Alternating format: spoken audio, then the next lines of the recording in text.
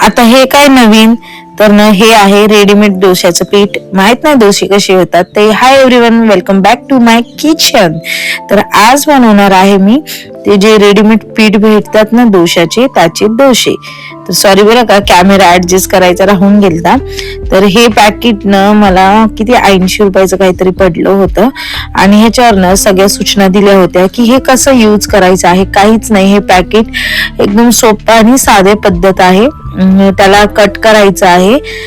असं कट केल्याच्या नंतर ना पातेल्यामध्ये टाकायचं आहे. एवढंच की पातेलं थोडंसं मोठं घ्यायचं, कारण हे ऑलरेडी भरपूर फर्मेंट झालेलं असतं आणि हे असं काही फुगून वरती येतं.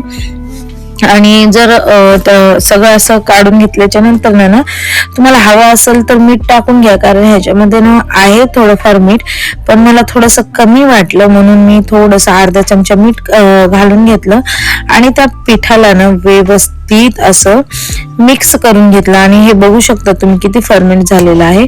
पण मला असं कुठेतरी ह्या पिठाला बघून वाटलं की अरे यार, ह्याच्यामध्ये केमिकल वगैरे असतील तर कसं करायचं. पण एक वेळेस ठीक आहे, ट्राय करायला काय हरकत नाही. पण मी ना घरचंच पीठ जास्त रेफर करते, म्हणजे मी घरीच बनवते. पण ह्यावेळेस मी ट्राय केलं. तर तव्यावर थोडंसं तेल टाकून घेतलं मी, जेणेकरून पीठ चिटकू नये म्हणून.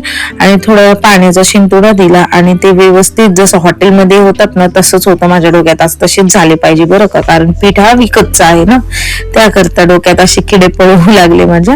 आणि मग मस्त असं चमच्याने घालून हे पीठ मस्त तव्यावरती पसरून घेतलं. आणि इकडे बघू शकता की मी ना अशी काय म्हणते धर्मसंकटात होते की यार ह्याचे डोसे बनणार का ते तव्याला चिटकून राहणार. पण खरं सांगू, खूप छान बनले डोसे. एका झटक्यामध्ये डोसा ना तव्याचा निघायला आणि खरंच खूप क्रिस्पी आणि एकदम मऊसूत बनले होते.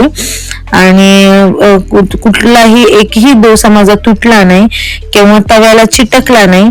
आणि आता ह्याच्यावर मस्तपैकी चटणी केली होती आणि ज्या माणसासाठी बनवली होती त्या माणसाला मी डोसा नेऊन दिला, म्हणजे सोहमसाठी. चला बाय.